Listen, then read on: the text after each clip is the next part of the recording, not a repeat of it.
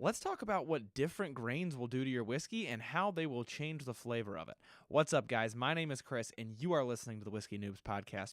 And today we are talking about exactly what I just mentioned, the different grains in the mash bill. There's all kinds of different grains. There's a lot more than the 4 that we're going to talk about today, but these are the 4 main ones, and they're going to do different things when they're used within a mash bill.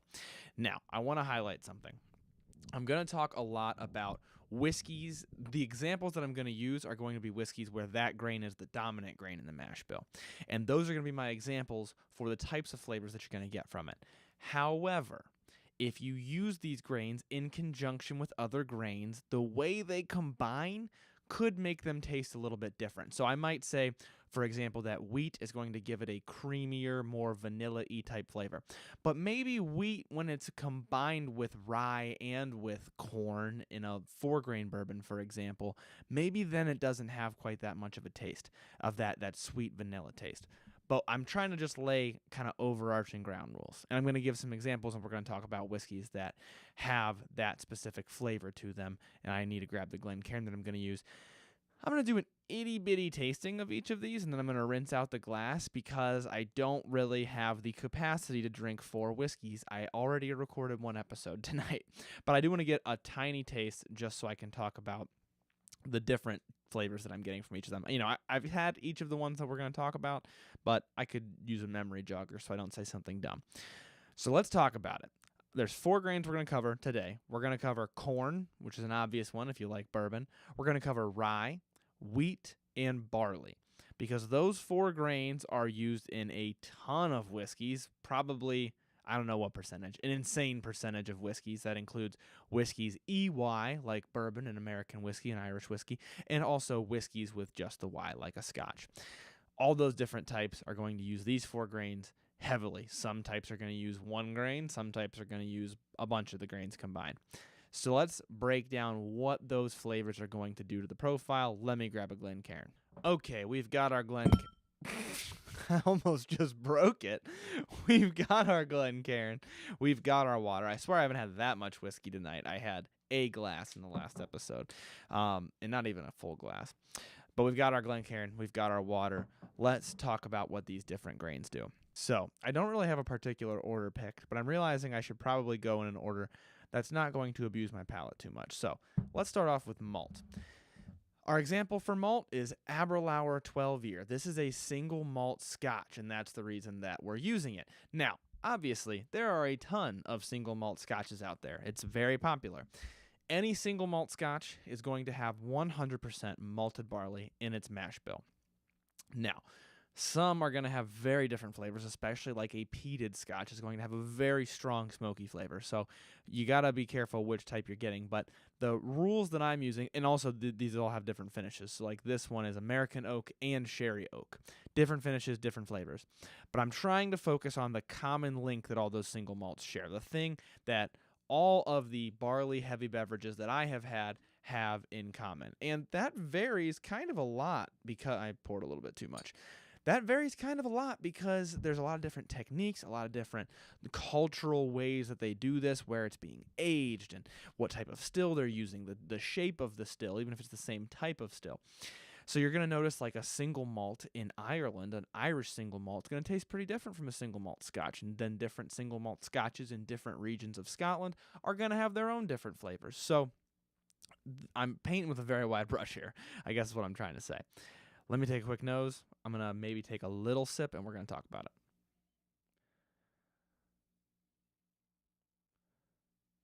Oh my goodness, this smells better than I remember.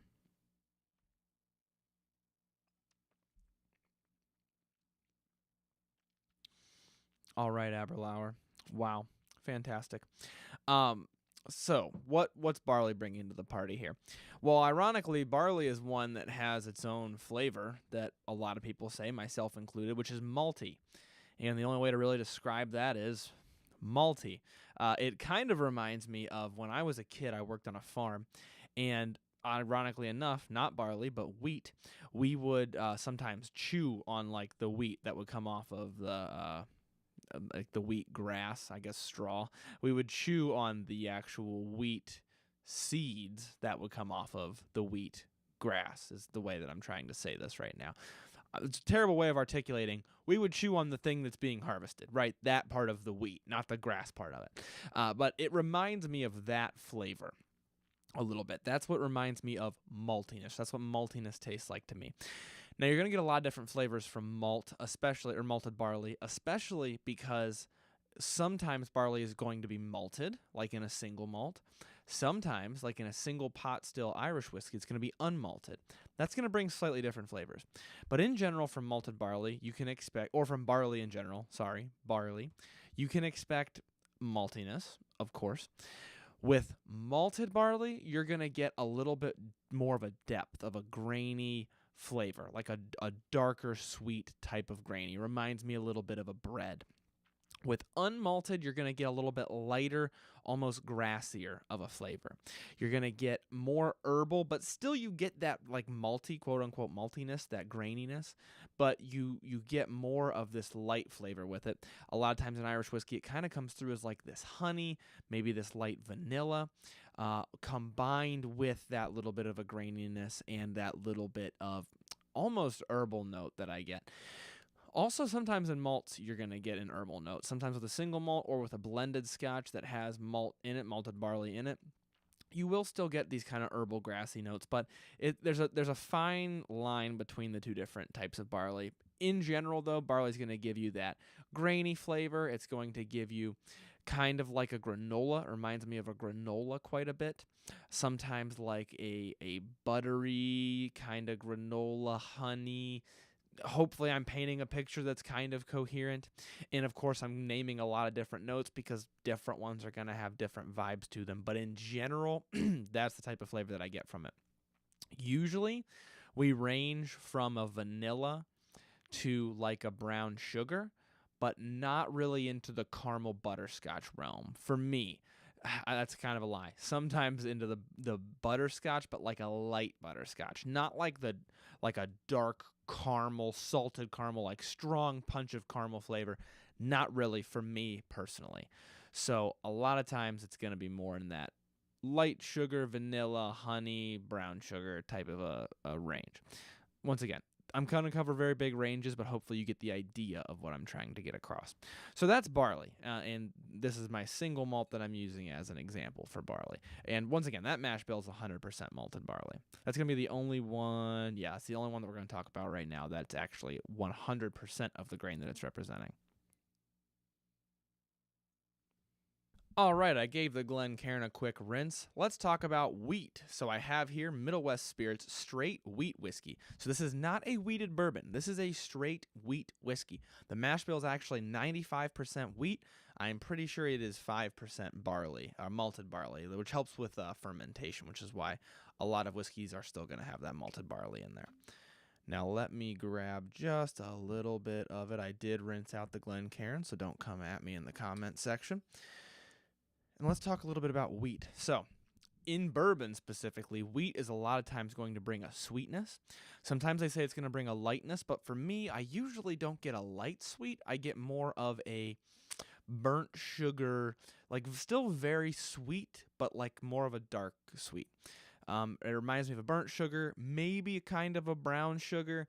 I've mentioned before I get a crescent roll type flavor a lot of times from wheated bourbons, but I haven't had a wheat whiskey in a long time, so I'm excited to nose this and get a little sip here. Wow, it's been a long time since I tasted that. So this is one that's going to allow that woodiness to come through pretty well. Wheat still allows it to be pretty pronounced, and so a lot of times, or I should say at least once, in a blind tasting, I have confused that for a bourbon. I'm pretty sure I had that whiskey specifically, and I was like, is this maybe a bourbon? Because I forgot that I had a wheat whiskey. So we'll have kind of a similar vibe, but it's noticeably different from a bourbon. If you had them side by side, you'd be like, that's not a bourbon. It does have that kind of a burnt sugar taste to it. On the nose, it has almost like a menthol type smell to it. Something different. Something... Ooh, maybe anise? Maybe it reminded me of anise a little bit. But then on the palate, it becomes a little bit sweeter, a little bit creamier. Still has a touch of a spice that surprised me. I didn't really expect to see that. Rye, which we're about to get to, well, no, it's going to be our last one, is known for having a spice to it. This has kind of a different spice. It kind of reminded me of like a very holiday-esque. It's reminding me of some type of a cinnamon candy. Maybe they were heart-shaped? No. No, it's like itty-bitty cinnamon candies. Maybe they're the fireballs, but I don't think they are. Anyhow, some type of a cinnamon candy. Or like big red gum a little bit, but not so cinnamony. Obviously, that's like cinnamon. But it's reminding me of kind of that flavor, which is weird. I didn't expect to get that from it. But in general, definitely still very sweet. Definitely allows for some of that oakiness to come through. You can expect, especially in a wheated bourbon, that wheat is going to bring up the sweetness factor. A lot of times people say to them it makes it smoother because it makes it a little bit sweeter, which makes it a little bit more approachable. So that's kind of the vibe that you can expect. And once again, for me, that usually comes through as like a burnt sugar, a crescent roll type flavor. So not necessarily your sweetnesses like vanilla, although I should say I do get vanilla from a few different wheated bourbons that I can think of. But definitely sweet in a way that's not boring, I guess is what I'm trying to get across. It's not so light that it's like, oh, this just tastes like whatever. It's sweet in kind of a deep way, a deep, sometimes bready type way. That's a hard one to describe. I thought wheat was going to be the easiest one to describe, but now that I'm doing it, I'm like, that's kind of tough to break down for people. I taste a wheated bourbon, and I'm like, that's a wheated bourbon, but talking about it is a lot more difficult. Wheated bourbons are probably where you're going to see the most use of wheat. Wheat whiskeys are less common. I think Woodford Reserve has one that I want to try. But a lot of times you're going to have a wheated bourbon, which is going to be at least 51% corn, usually more, usually like a 60s or 70s. And then that next biggest ingredient is going to be wheat. And it does make a pretty big difference.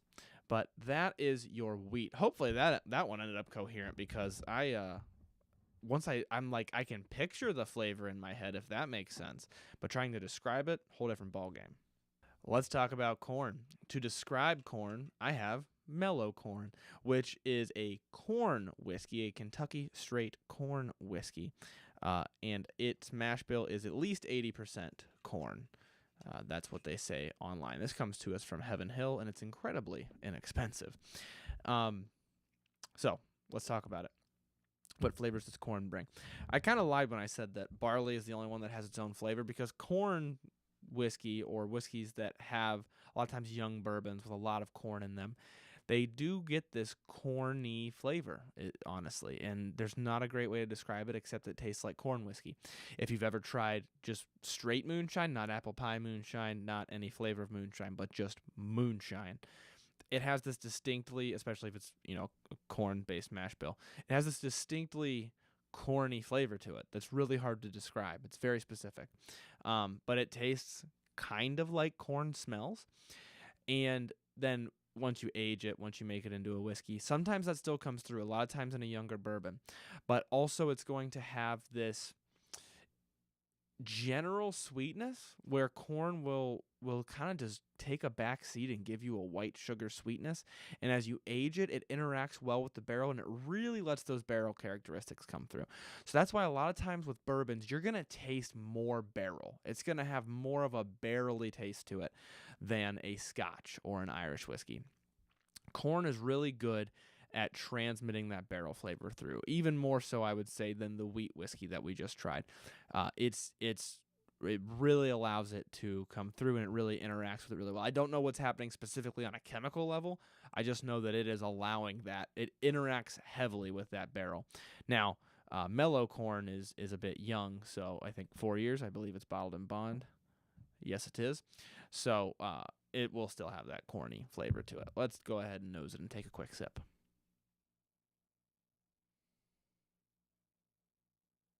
On the nose, definitely strong ethanol. Wow. Once again, used to work on a farm. These are all reminding me of that a lot now. This is reminding me of the smell of when a combine, which is harvesting the corn, takes the corn up and sprays it into the back of the combine, so it's taking it off of the stalk and off of the cob, and then it blows all those scraps out. And it's reminding me of that smell of all that stuff getting blown out. It's like this corny smell, that's what it reminds me of. Now, of course, the ethanol is stronger here. The alcohol burn is stronger. This is a very, very inexpensive bottle compared to the other ones that we have here. So I have to give it a little bit of grace in that. But you see more of the woodiness come through. You get that spicy characteristic of the barrel, and then you get kind of that corniness, kind of that vanilla light sugar that I talked about, and that's basically what happened. You really emphasize that barrel characteristic with a corn whiskey. Last, but most certainly not least, I would argue the most versatile of all of these grains. We've got rye. And I used Redwood Empire's Emerald Giant Rye Whiskey as my example just because I knew it was a 95% rye whiskey, and I wasn't sure what the other ones I had were. I'm fairly certain Hard Truth that I have is also 95% rye. That barrel pick is probably still available, so hey, if you want it, the Hard Truth barrel pick, feel free to go. I'll put a link in the show notes for it. And go check that out because that barrel pick was delicious. And that's what I want to talk about, actually, is the versatility of rye. Now, this honestly doesn't give you the most typical rye flavors, but that's probably what makes it a good example because I know the typical rye flavors. As I mentioned, rye is going to be often attributed with a spiciness. Kind of two different types of spiciness that I get from rye a lot. Sometimes it's like baking spices but strong, so it's like cinnamon but not like a snickerdoodle. It's more like big red gum where to kids it's almost spicy, that type of a cinnamon. Sometimes it's more of the mellow cinnamon. And then sometimes it's a really hot kick of a black pepper. Sometimes it's like you open up your spice cabinet that has all your herbs in it, like all of your different herbs for baking, or not baking, I'm sorry, for cooking rather than baking. So like your Italian herbs, your basils, I don't even know of them, thyme, rosemary, those sorts of things. Sometimes it's like you open up that cabinet and just go and take a big whiff. That's what rye reminds me of sometimes. I think Still Austin's rye whiskey, the Artist Rye, is a great example of that. And I just reviewed a different one that was also a great example of that. What was it? Blue Run. Blue Run was another good example of that. Redwood Empire's Emerald Giant takes... I already poured myself some. What am I doing? Whew. Maybe I shouldn't have had 4 glasses. I didn't have the full 4 glasses. The Emerald Giant by Redwood Empire takes a little bit of a different turn to it. I think I know how I want to describe it, but I want to taste it first before I say anything.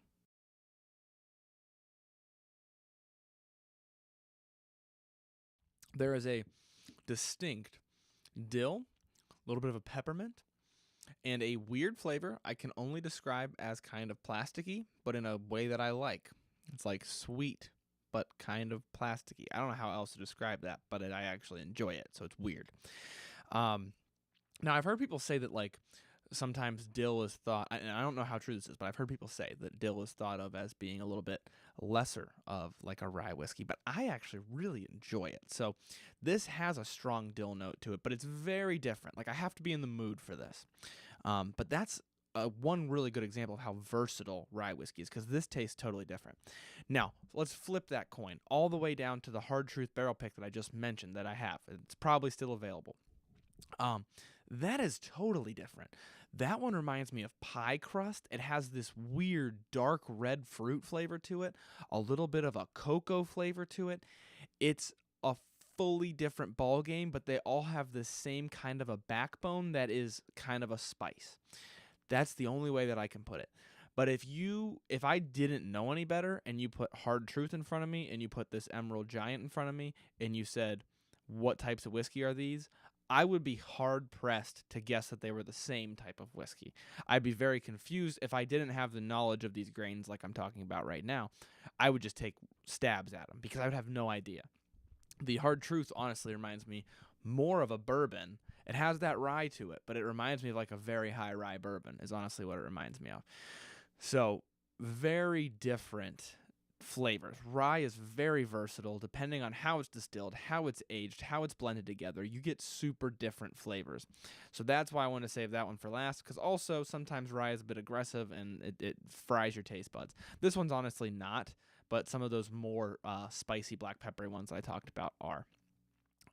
But yeah, shameless plug for that barrel pick, because if it is still available, I highly recommend you go check it out. It was so good, and I know that it was a little bit pricey, but I truly think it's worth it. I think I bought myself 4 or 5 bottles. I basically just took whatever I was going to make from it, bought bottles, and then this time around I actually bought a couple more with money out of pocket because I liked it that much. But that's just me. I think it's very tasty. Rye is an incredibly versatile grain, but in general, people are going to talk about rye spice. They're going to talk about the taste of rye bread, which I don't really eat very often, so I can't speak to it very much. I talk about opening up your spice cabinet and taking a whiff. Those are the types of things that you're going to get quite a bit from a rye whiskey or from a high rye bourbon. It's going to taste like a high rye bourbon. Is going to taste like a bourbon that has a touch of those flavors that I mentioned. Usually that's going to come through with more of the rye spice type flavor. I don't think I've had a lot of bourbons that come through as like a dill or that come through anything like that Hard Truth that I mentioned. The Hard Truth tastes like a bourbony rye, but the distinctive, weird, dark red fruit note that I get from it, I've not had in a high rye bourbon before that I can think of. So anyways, rye, very versatile, gives you very different flavors, etc. I could go on and on. And once again, I painted with a really wide brush in this episode, so I know that there's going to be people who say really shouldn't have had those, and those were sips, but we're just coming out of dry January. I know there's going to be people who say that I missed this note, or no, this grain actually tastes this way, because depending on your experience with it, they're all pretty different, but my goal was to give you a vibe of what each of them are. So running through it very quickly, I really can't talk right now. I would say single malt, or I should just say barley in general, a lot of times is going to have a malty, kind of a honey, kind of a sweetness. Wheat is going to give you a different type of sweetness, where to me it reminds me of burnt sugar. Sometimes it reminds me of a breadiness. Some people say more of a vanilla and a cream. Corn is going to give you a very similar type of sweetness, where it is just plain white sugar, kind of vanilla sweetness, but most importantly, it's really going to let that barrel shine through, and you're really going to get those oaky flavors. And then rye, super versatile. I don't really think I have to recap it, but sometimes rye spice, sometimes dill, sometimes mint, sometimes herbs, sometimes baking spice. Just really depends on how it is done, what type of mash, what type of aging, that sort of a thing. All right. I think I have covered all 4 grains that I wanted to talk about in pretty decent detail. Let me know how this varies for you, especially if you disagree with me. I'm happy to hear from you. You can leave feedback on Spotify. They allow you to actually answer a question about the show. Let me know in that feedback. Or if you're not on Spotify, you can either DM me or shoot me an email. If you're on the Patreon, the easiest way is right through the Discord.